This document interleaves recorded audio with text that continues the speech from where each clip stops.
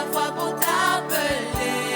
Jésus, Jésus, mon âme t'élève. t'élève. Encore une fois, t'es conscient de mes réalités. Conscient de mes réalités. La force, moi, me manque pour prier. La force me manque pour prier. Mais j'ai ma foi pour t'appeler. Mais j'ai ma foi pour t'appeler. Dis Jésus, Jésus, mon âme t'élève. mon âme t'élève. Encore une fois, dis-moi, j'espère en toi. Moi j'espère en toi. Ton alliance me porte dans le combat. Mon alliance me porte dans le combat. Alors je me cache en toi, Jésus. Je me cache en toi. Dis Jésus, Jésus, mon âme t'élève. mon âme t'élève. Et encore une fois, moi j'espère en toi. Moi j'espère en toi. Ton alliance me porte dans le combat. Ton alliance me porte dans le combat. Alors je me cache en toi. Je me cache en toi. Dis Jésus, Jésus, mon âme t'élève. mon âme t'élève. À jamais. Jéhovah, Jéhovah, tu peux tout changer. Tu peux tout changer. Jéhovah, Jéhovah,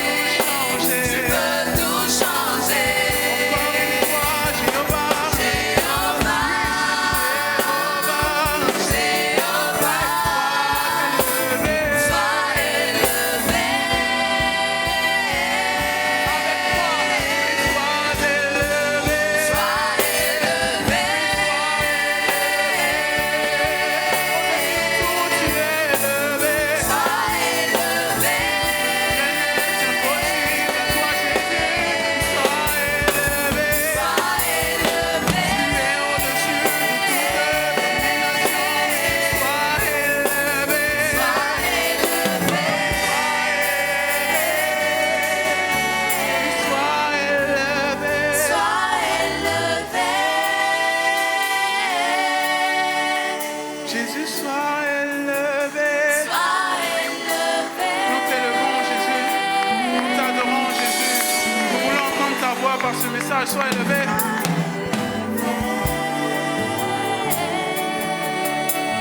Sois élevé. Sois élevé.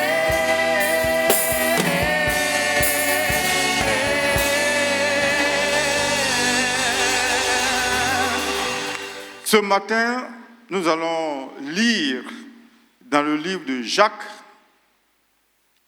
Jacques chapitre 1.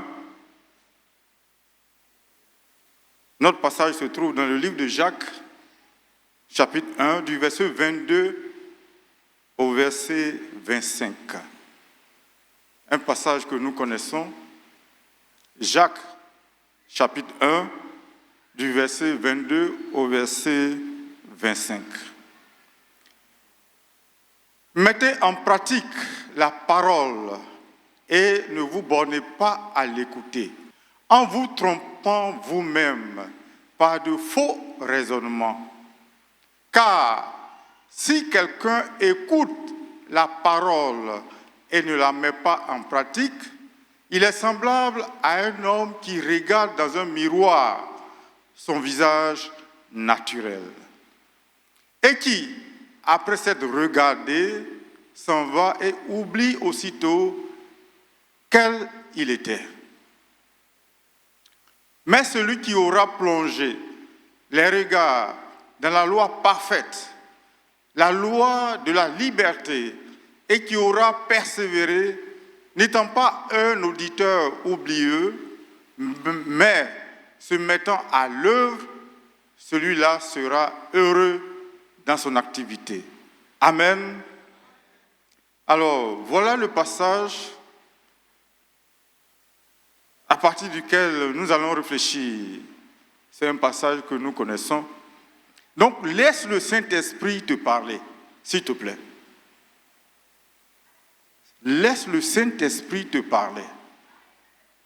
Même si, vous savez, nous autres, comme Moïse, je ne sais pas parler, c'est difficile pour moi.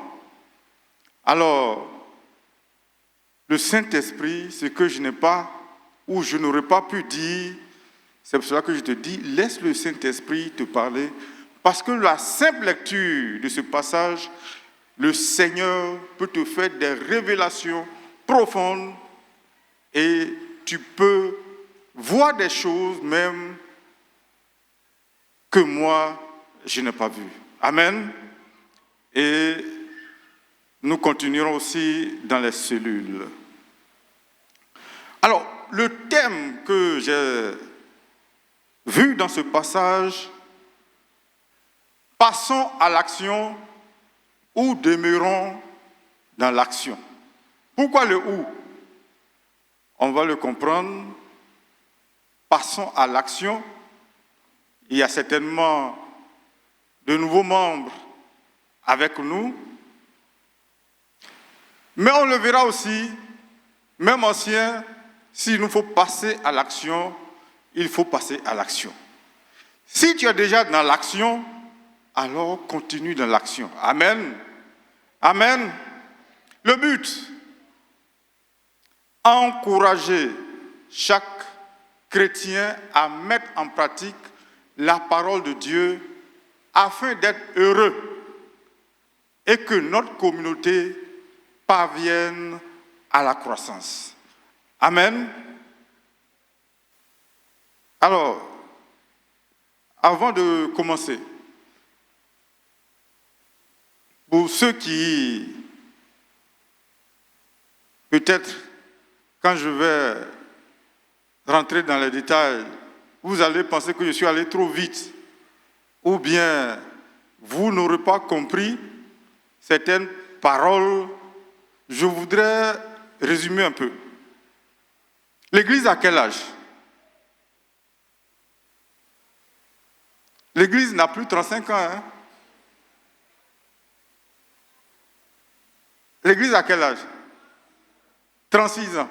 C'est l'année dernière, non? Ou bien 2024? D'accord. L'Église, sans me tromper, a 36 ans. Si on a un enfant qui a 36 ans, même si c'est ton enfant, est-ce que tu dois le voir comme étant un enfant qui est encore au lait? Non. Il sera devenu un adulte. Donc, quelqu'un qui est mûr et qui lui-même aussi va fonder une famille, n'est-ce pas? S'il n'a pas déjà une famille. Alors, si on a 36 ans, on ne doit plus être au lait. Ce qu'on faisait avant, là, quand on a peut-être 6 ans, 7 ans, 8 ans, est-ce qu'on continue de faire ça? On ne doit plus faire ça.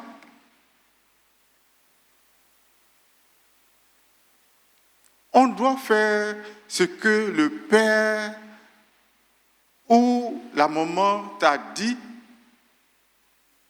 Ce que tu fais, et puis ça honore toi-même et ta famille, n'est-ce pas? Voilà. Voilà, j'ai résumé. Nous devons passer à l'action. Toute personne qui accepte le Seigneur Jésus-Christ comme Seigneur et Sauveur aspire légitimement à être heureux, n'est-ce pas? D'ailleurs, le Seigneur lui-même n'a-t-il pas dit « Venez à moi, vous tous qui êtes fatigués et chargés, et je vous donnerai du repos. » Matthieu chapitre 11, verset 28. Certes, le Seigneur donne vraiment le repos à quiconque vient à lui. Cependant, demeurer dans ce repos, il nous faut passer à l'action.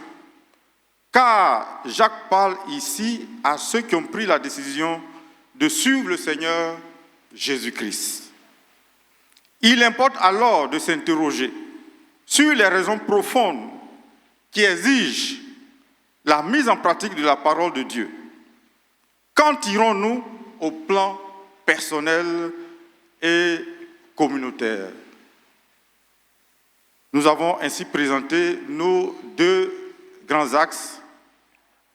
Premièrement, l'intérêt de mettre en pratique la parole de Dieu pour soi-même. Toi-même, en tant qu'une personne, membre de l'Assemblée, il faut que tu te poses la question, pourquoi je dois mettre la parole de Dieu en pratique? Cela transparaît dans le passage que nous avons lu, c'est d'éviter l'illusion, d'une part, et d'obtenir le bonheur véritable, d'autre part. Donc, en petit 1, éviter l'illusion.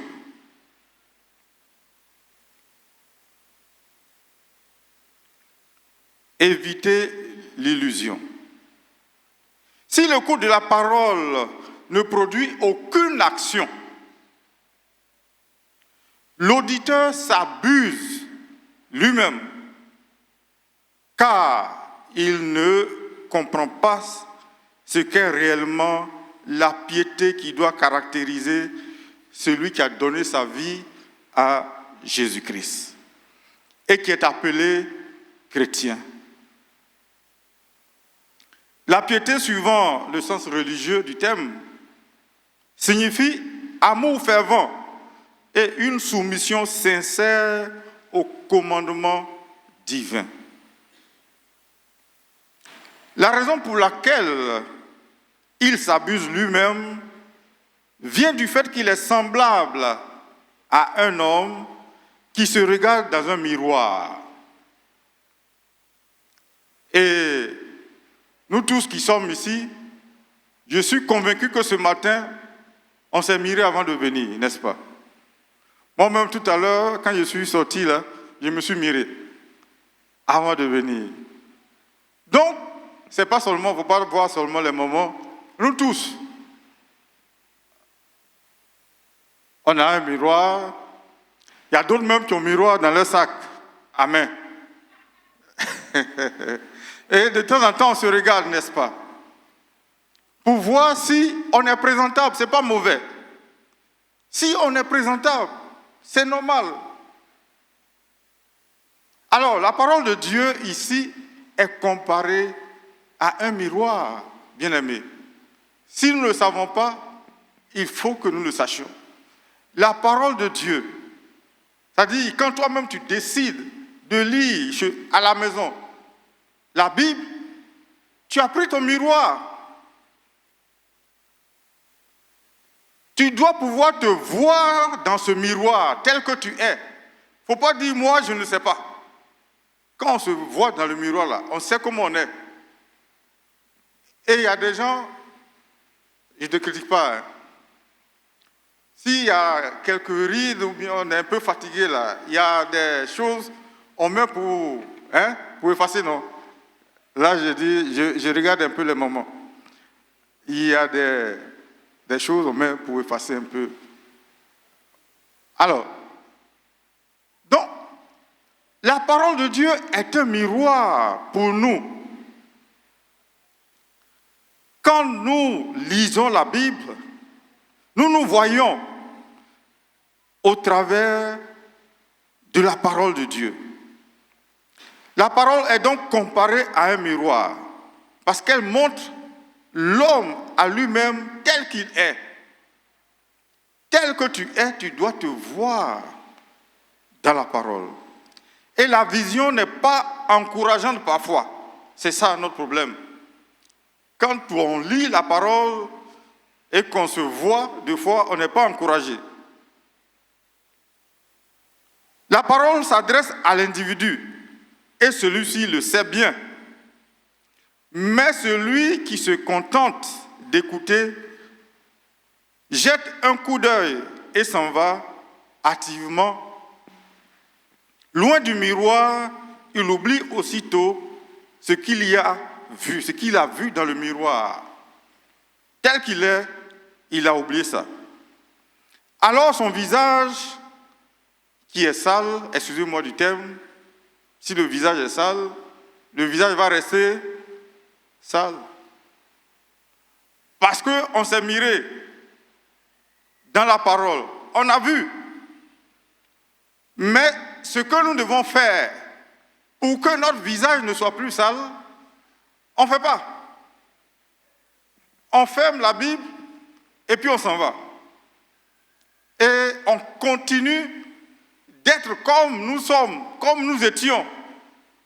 Bien-aimés, la parole que nous avons lue, Jacques nous dit ici que nous nous trompons nous-mêmes. Et c'est grave qu'un homme se trompe lui-même, n'est-ce pas? Pour ma part, c'est grave.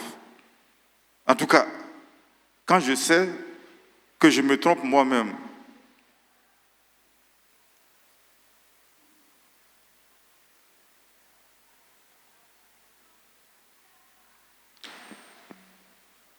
Celui qui ne met pas en pratique la parole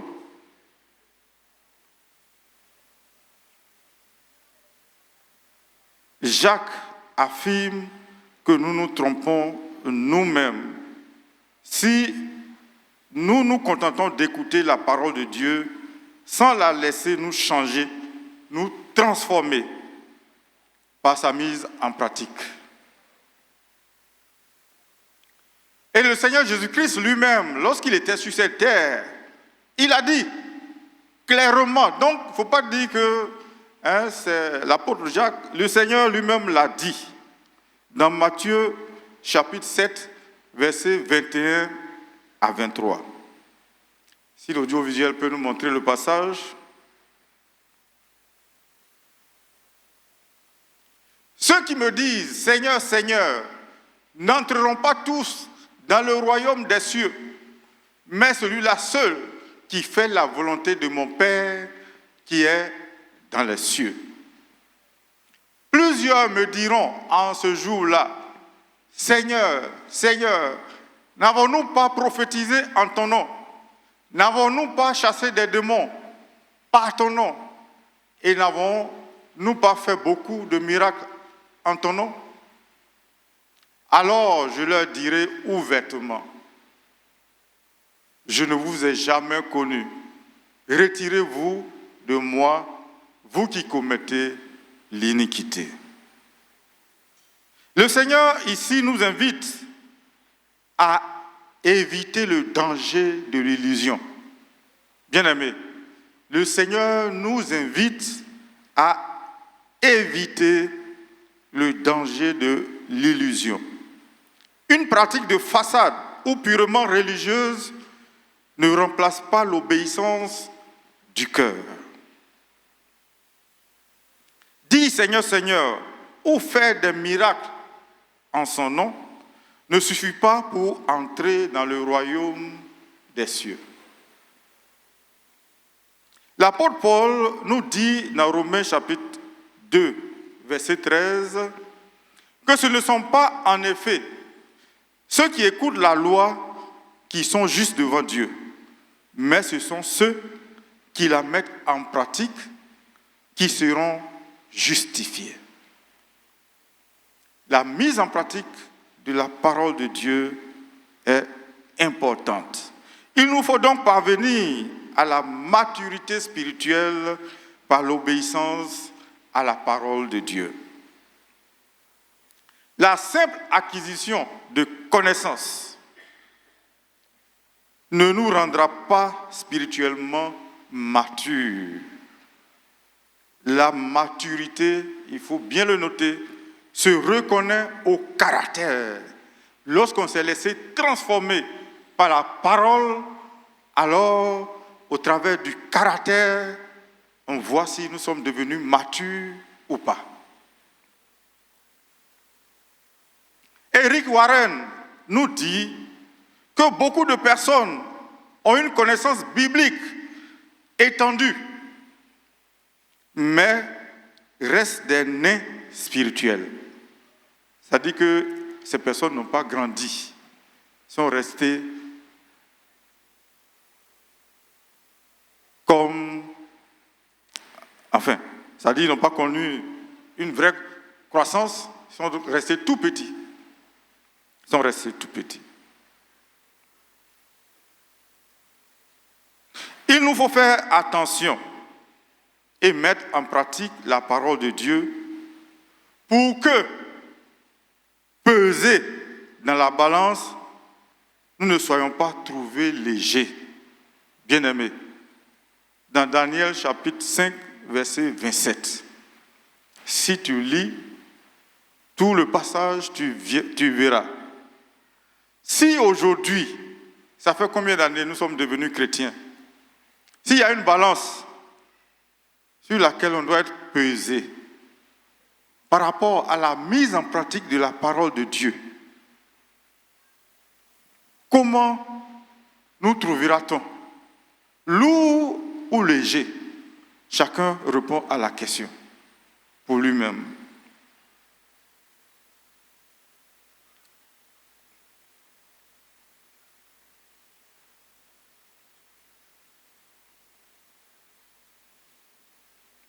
Deuxièmement, il nous faut mettre en pratique la parole de Dieu pour notre propre bonheur véritable. Jacques nous dit que celui qui aura plongé les regards dans la loi parfaite, la loi de la liberté, et qui aura persévéré, n'étant pas un auditeur oublieux, mais se mettant à l'œuvre, celui-là sera heureux dans son activité. Celui qui, après avoir entendu la parole de Dieu, démontre qu'il n'oublie pas le passage entendu, mais le met activement en pratique, un tel homme sera béni non seulement au jour du jugement, mais dans son action même de tous les jours. Notre Seigneur lui-même promet une vie pleine et heureuse à ceux qui connaissent ces vérités et les appliquent. Nous voyons cela dans Luc chapitre 11, verset 28. Luc chapitre 11, verset 28. Heureux plutôt ceux qui écoutent la parole de Dieu et qui la mettent en pratique, nous dit le Seigneur. Dans Jean chapitre 13, verset 17, le Seigneur dit encore, si vous savez cela, vous êtes heureux, pourvu que vous le mettiez en pratique. La mise en pratique de la parole de Dieu nous assure, bien aimés, on va citer quelques gains que nous avons, on ne peut pas tout citer, mais j'ai noté quelques gains que nous recevons de la mise en pratique de la parole de Dieu. La paix et la présence de Dieu. La paix et la présence de Dieu dans notre vie de tous les jours. Nous avons la paix du cœur. Nous pouvons voir cela dans Philippiens chapitre 4, verset 9, que nous n'allons pas lire. L'obéissance attire la paix divine et la certitude que Dieu accompagne chaque jour nos pas au quotidien. Amen. Si tu es obéissant, tu mets la parole de Dieu en pratique, tu dois être assuré, rassuré même, que Dieu est avec toi.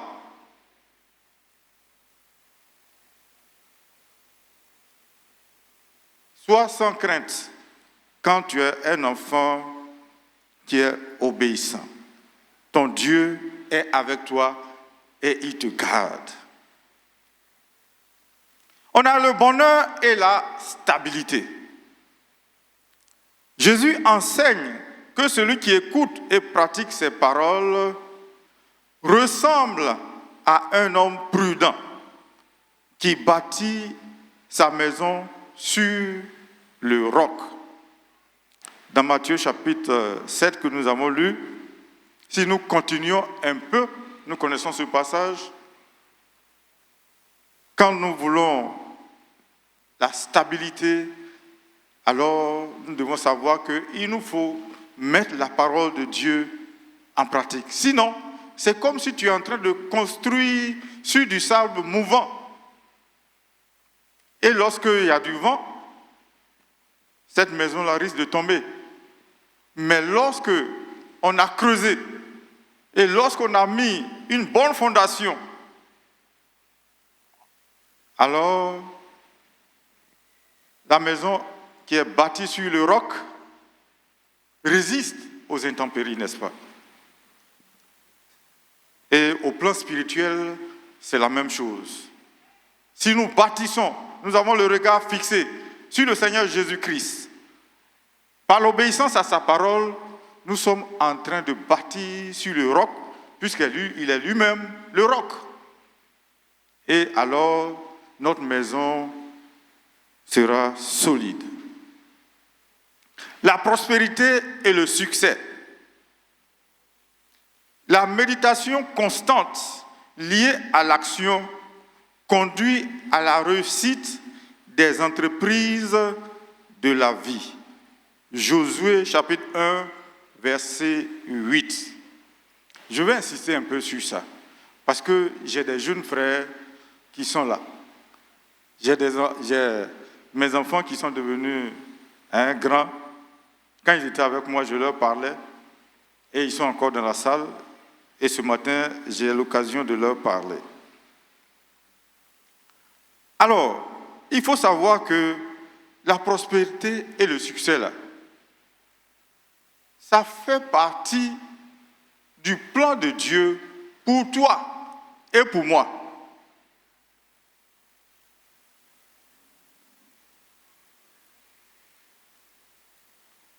Dimanche dernier, les 2 dimanches, Dr Adou a parlé de cela sur la route d'Emmaüs. Mais j'étais aussi sur cette route d'Emmaüs. Et par moments, on se retrouve encore même actuellement sur la route d'Emmaüs, dans certaines situations. Mais il faut savoir que tu n'es pas seul. Et ton Dieu est avec toi. Et un passage que j'ai retenu, que le pasteur principal m'a donné, dans Matthieu chapitre 6, verset 8, « Ton Dieu connaît tes besoins. » Amen.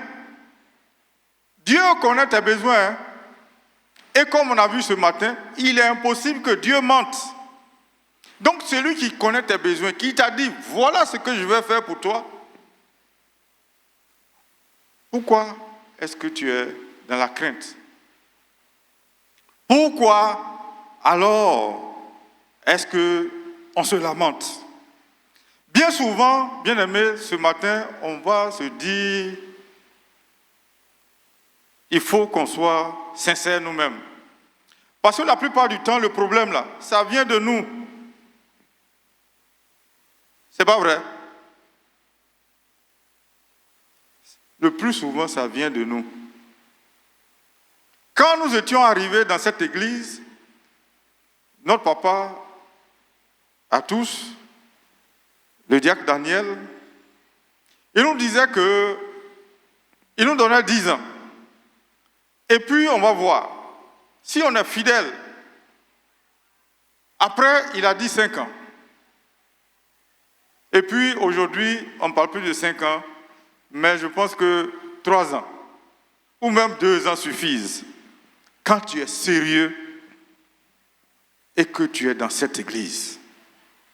Ailleurs, je ne sais pas. Mais moi, j'ai été ici, dans ma jeunesse. Et je vieillis. Je ne dis pas j'ai vieilli, mais je vieillis. Quand je suis arrivé ici, j'étais encore étudiant.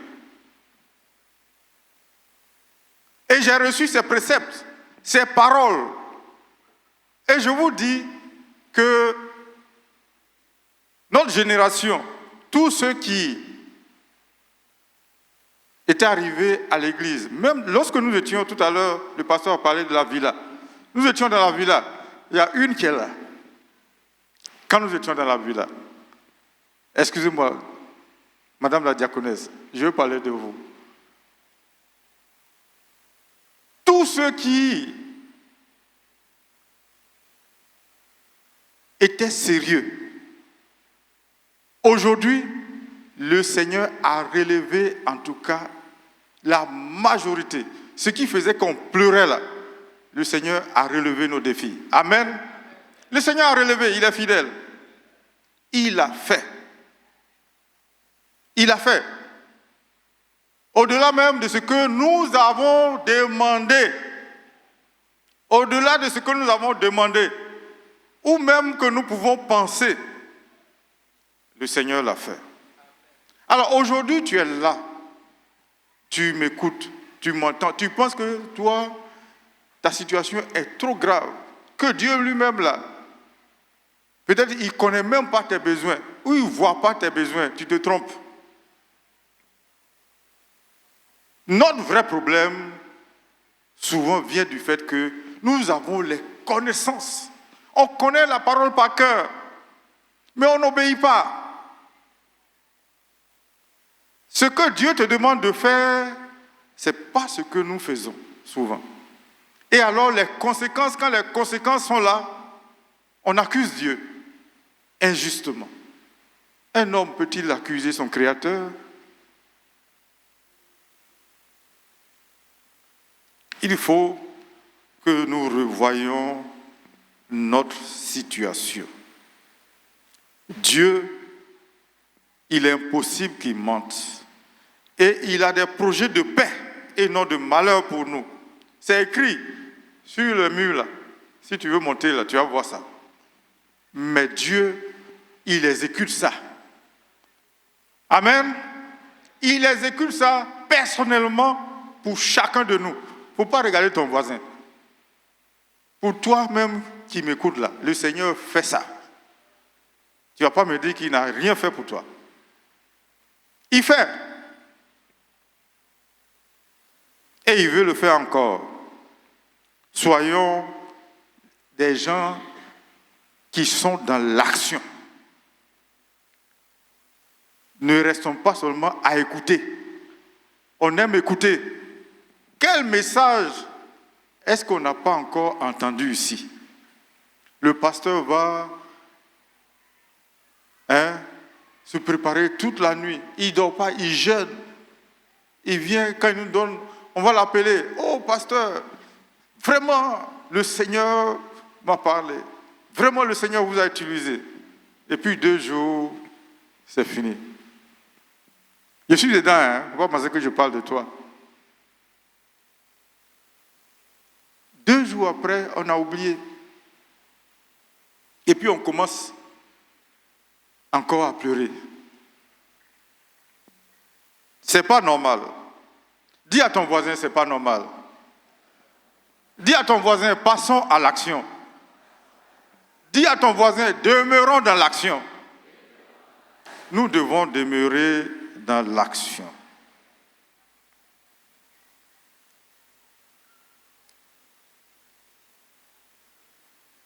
Si nous sommes sérieux, il faut savoir que l'ennemi, même si les portes, il prétend avoir fermé les portes vont s'ouvrir au nom puissant de notre Seigneur Jésus-Christ. Amen.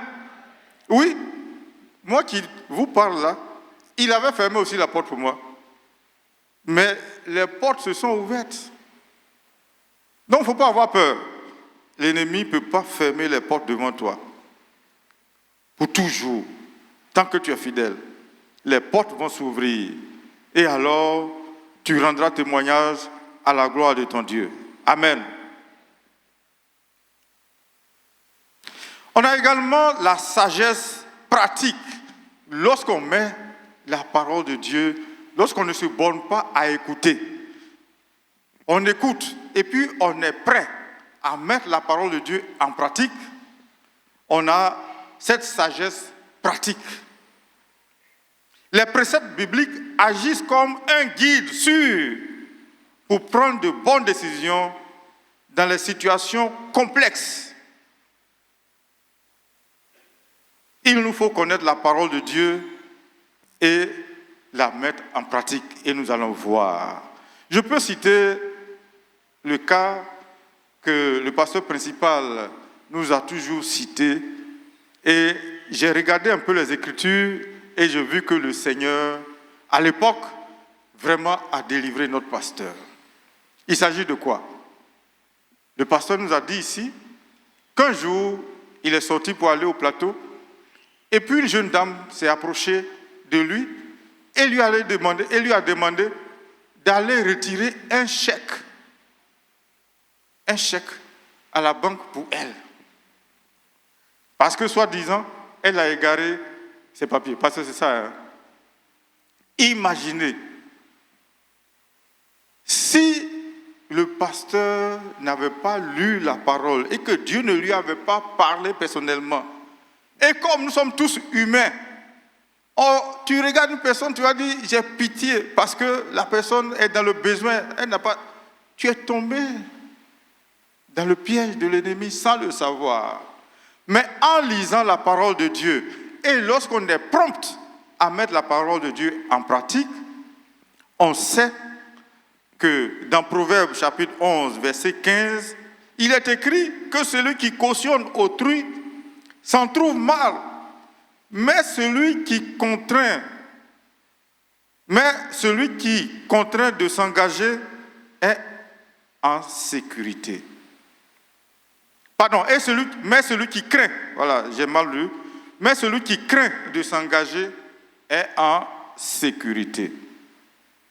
Si nous voyons également Proverbe 17, 18, l'homme dépourvu de sens prend des engagements, il cautionne son prochain. Parce que quand tu t'en vas retirer là, et tu donnes à la personne, c'est comme si tu as cautionné la personne. Hein?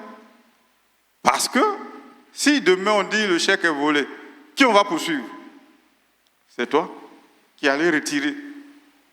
Et donc, il nous faut connaître la parole de Dieu et puis la mettre en pratique. Il faut éviter l'émotion. Hein? Parce que si on se laisse conduire par notre émotion, on risque de tomber dans l'erreur. La parole de Dieu est éprouvée. On a lu tout à l'heure. C'est une parole qui nous donne la vérité, qui nous éclaire, qui nous donne la voie, le chemin à suivre pour que nous soyons heureux. Il ne faut pas l'oublier. Le but de la loi que Dieu nous donne et pour laquelle nous sommes invités à obéir, c'est que nous soyons heureux.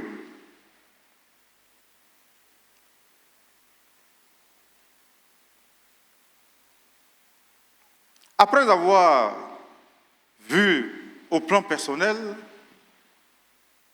on va s'interroger quel est l'intérêt de mettre la parole en pratique au niveau de notre communauté. Quel est l'intérêt? Pourquoi mettre la parole de Dieu en pratique? Mettre en pratique la parole de Dieu transforme les croyants en modèles vivants et constitue le véritable moteur de la santé et de la croissance d'une Église. Premièrement, une Église affermie, mature, forte et puissante, c'est lorsque ses membres obéissent et mettent en pratique la parole de Dieu. La maturité de l'Église, donc, ne peut être dissociée de celle de ses membres. L'Église a 36 ans. Nous qui sommes là il y a longtemps, nous devons savoir que nous devons montrer notre maturité. Maturité en tant que membre, pour que l'Église soit vue au-dedans comme à l'extérieur, comme une Église mature, comme une Église capable d'apporter une solution au monde. Sinon la solution, la vraie au monde. Passer de l'écoute à l'action selon l'apôtre Jacques consiste à ne pas se borner à écouter la parole, mais à la mettre en pratique pour que la vie chrétienne porte du fruit. Agir selon les Écritures change le cœur et libère des habitudes destructrices du péché qui altèrent la communion fraternelle. Bien-aimés, je vais revenir dessus. Passer de l'écoute à l'action, selon l'apôtre Jacques, consiste à ne pas se borner à écouter la parole, mais à la mettre en pratique. Pour que la vie chrétienne porte du fruit, agir selon les Écritures change le cœur et libère des habitudes destructrices du péché qui altèrent la communion fraternelle. Ce matin, dans la lecture magistrale, on est revenu sur le livre de Colossiens. Mais tous les épîtres qu'on a lus là parlent de ça. Il faut qu'on évite notre nature d'avant de connaître le Seigneur. Il nous faut abandonner tout ce qu'on faisait avant, qu'on peut citer, que chacun de nous connaît. Mais dans l'Église, ce qui détruit, les injures, les commérages, les calomnies,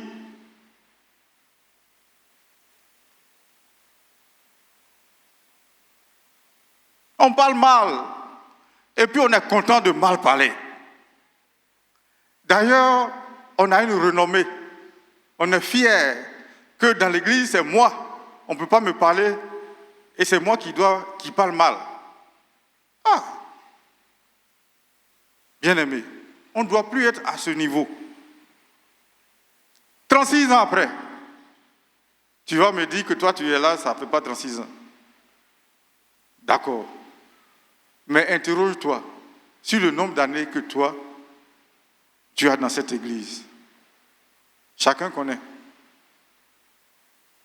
Est-ce que nous devons être de ceux qui encore parlent mal, ou bien critiquent, ou bien font fi des relations sacrées qui nous unissent, que nous connaissons?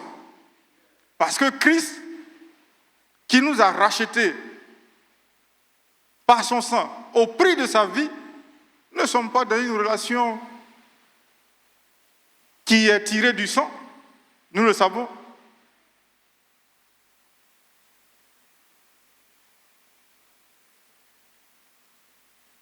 Mais souvent on est léger. Si on nous pèse là, on risque d'être léger. Hein?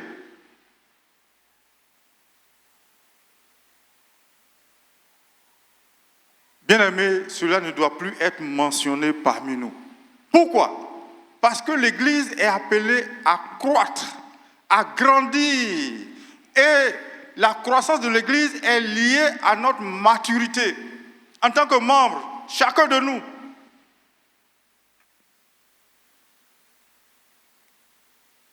Donc, bien-aimés, je souhaite et je nous demande de dénoncer les comportements rétrogrades en utilisant ce qu'on connaît, le vent du Nord. Pour ceux qui sont nouveaux parmi nous, le vent du Nord, là, quand on a lu loyauté, déloyauté, c'est de ne pas prendre part à ce qui est mauvais que quelqu'un est en train de faire. Et cela doit se lire sur ton visage. Quand il est en train de faire que tu es là. Il ne faut pas rire, il ne faut pas te mettre, il ne faut pas cautionner ce qu'il est en train de faire qui n'est pas bon, qui détruit l'église là. Il ne faut pas cautionner ça. Quand il est en train de faire sur ton visage là, il doit savoir que tu n'apprécies pas et que tu n'es pas avec lui. Ainsi, nous jouons notre rôle en tant que membres pour la croissance de notre Église. Donc, il faut dénoncer ces comportements rétrogrades en utilisant le vent du Nord, tout en évitant d'y participer par notre rire ou approbation.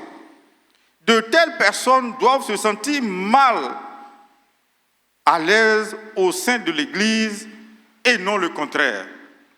Quand quelqu'un dit que moi je parle mal, lui-même doit se sentir mal dans l'Église. Mais ce n'est pas lui qui doit être apprécié.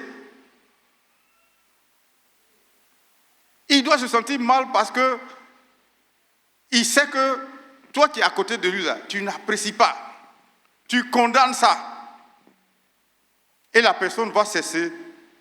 C'est pour l'aider. Hein? Voilà. Ce n'est pas l'exclusion. C'est pour l'aider à changer. Que notre comportement ne repousse pas les nouveaux membres, voire même les plus anciens, mais fédère et consolide l'unité du corps tout entier. Car l'Église est un lieu où l'on protège et encourage la foi de chacun de nous. Quand on se déplace là, c'est pour que notre foi grandisse, s'affermisse. Donc tout ce qui vient, donc, pour nous ramener en arrière, ne doit pas être cautionné. Quand le corps est malade, qu'est-ce qu'on fait? On le soigne. Mais nous sommes un corps en tant qu'Église. Donc si il y a des maladies que nous voyons, il faut qu'on le soigne. N'est-ce pas? Pour qu'on puisse avancer. Si ce n'est pas soigné là, ça sera difficile d'avancer. Donc, bien aimé, le Seigneur nous appelle à avoir une attitude pour que nous nous soignions nous-mêmes et que nous puissions avancer.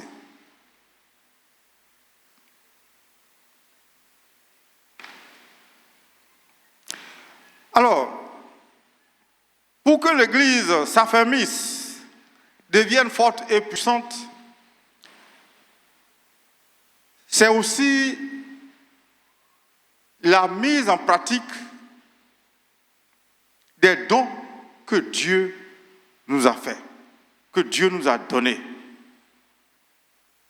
Il faut que chacun de nous se mette au service de l'autre.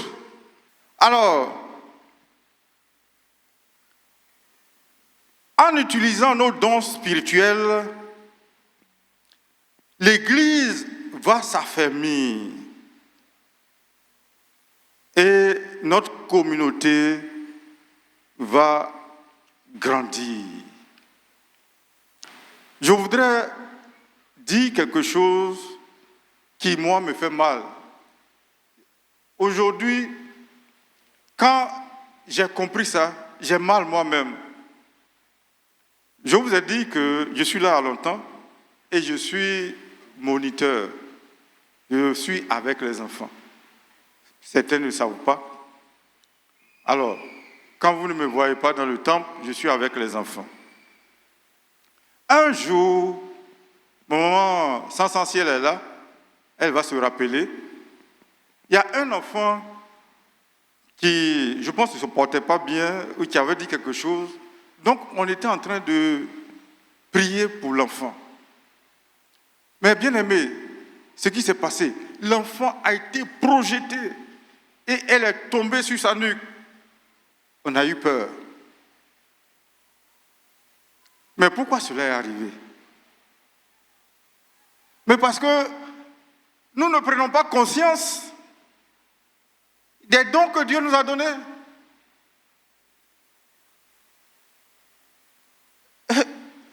Je n'ai jamais pensé que l'enfant là pouvait tomber.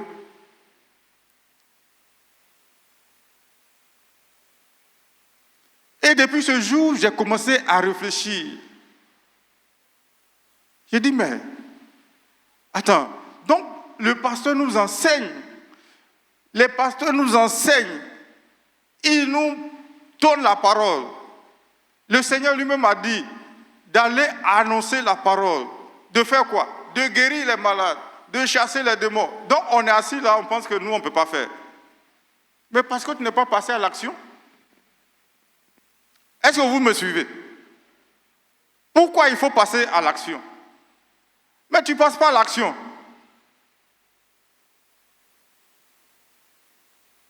Depuis ce temps, quand on prie pour les enfants, on fait attention. On fait attention. Parce que Dieu est prêt à nous visiter, à faire grandir l'Église par la manifestation des dons spirituels. Et j'ai regretté comment depuis combien d'années, je n'ai même pas pris conscience que je peux prier pour les enfants et puis les enfants vont être délivrés, ils vont être guéris. Regardez, quel âge est dans l'Église? Regardez combien de générations d'enfants sont passées devant moi. Je n'ai même pas pu être utile à ces enfants. On va rester comme toujours là, on est venu, on est toujours bébé, ou bien on va se mettre au service de chacun de nous par l'exercice de nos dons. Le Seigneur nous attend, bien-aimés, pour que notre Église grandisse. Deuxièmement, sur ce point, au niveau de l'Église, c'est la croissance de l'Église par l'amour fraternel. L'amour manifesté concrètement les uns pour les autres attire les regards et fait croître l'assemblée par le témoignage vivant. 1 Thessaloniciens chapitre 3 verset 12 que nous n'allons pas lire. L'amour fraternel et l'unité constituent le moteur principal et la force d'attraction la plus puissante pour la croissance saine d'une Église. Bien-aimés, il ne faut pas oublier ça. C'est très important. L'amour fraternel, l'amour manifesté, c'est vraiment, ça tire, ça appelle plus qu'autre chose. L'amour attire et convainc. L'amour a un pouvoir magnétique. Il faut bien noter ça. Quand j'avais commencé à préparer ce message, j'ai eu l'idée. Je dis, mais on est dans l'église et puis on repousse des gens par notre comportement. On repousse. Il y a des gens ici qui ont quitté l'église à cause de nous. On n'en gagne pas et puis on repousse.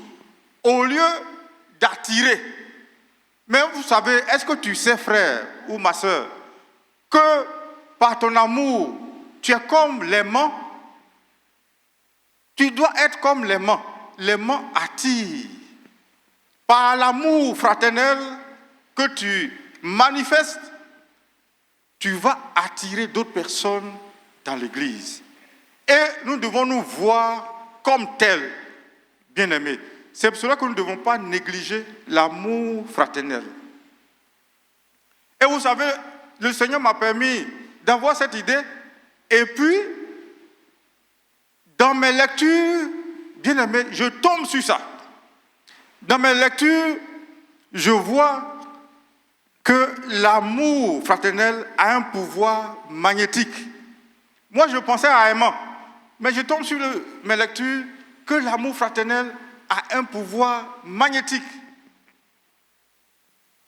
Bien-aimés, nous devons et nous sommes appelés à manifester un amour sincère et pratique qui attire les gens bien plus efficacement que toutes les méthodes de marketing visibles que nous voyons aujourd'hui dans les églises.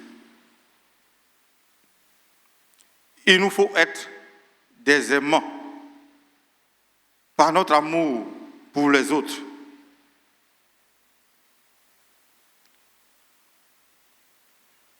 Quand nous accueillons chaleureusement de nouvelles personnes parmi nous, c'est un atout. Quand il y a un nouveau membre, il faut l'accueillir. Il faut lui manifester notre amour, notre attachement. C'est là que lui, il verra que nous sommes de Dieu.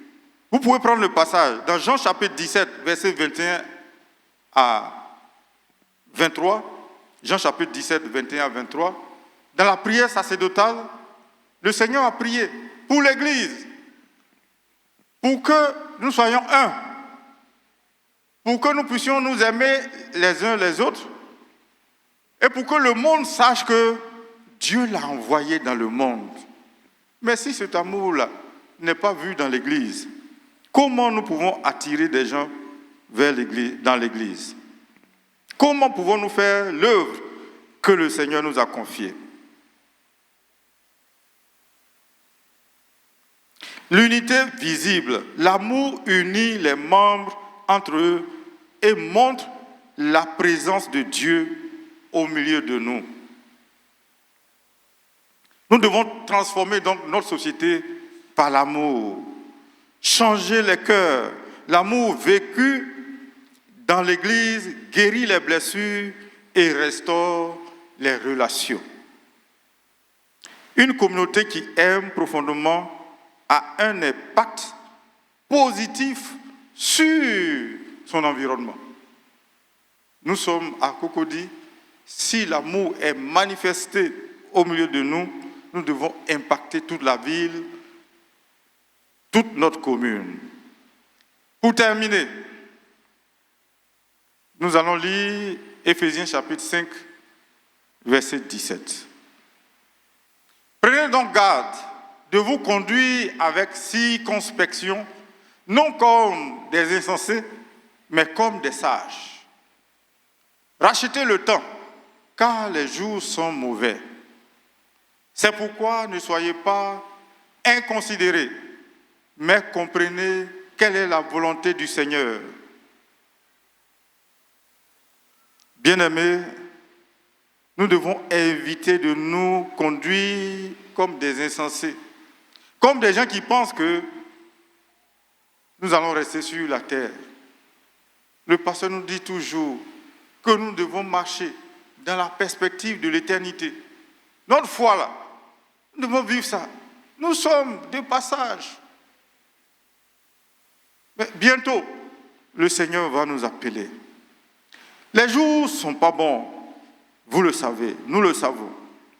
Il nous faut savoir donc la volonté de notre Seigneur et marcher suivant les principes de notre Dieu. Le dernier passage que nous allons lire et que nous avons déjà lu le matin, dans Colossiens chapitre 3, versets 15 à 17. Et que la paix de Christ, à laquelle vous avez été appelés pour former un seul corps, règne dans vos cœurs et soyez reconnaissants. Que la parole de Christ habite parmi vous abondamment. Instruisez-vous et exhortez-vous les uns les autres en toute sagesse, par des psaumes, par des hymnes, par des cantiques spirituels, chantant à Dieu dans vos cœurs sous l'inspiration de la grâce. Amen. Ô frères, ô sœurs, au lieu de nous asseoir pour nous critiquer, pour mal se parler, pourquoi tu ne peux pas dire une parole qui t'a fait du bien toute la semaine? Partager cela avec ton frère ou ta sœur pour que ça lui fasse du bien. C'est à cela que nous sommes appelés. Et en le faisant, nous sommes en train de mettre la parole de Dieu en pratique. Le Seigneur nous regarde. Il veut que nous puissions racheter le temps, que chacun de nous rachète le temps. Que Dieu nous bénisse. Amen.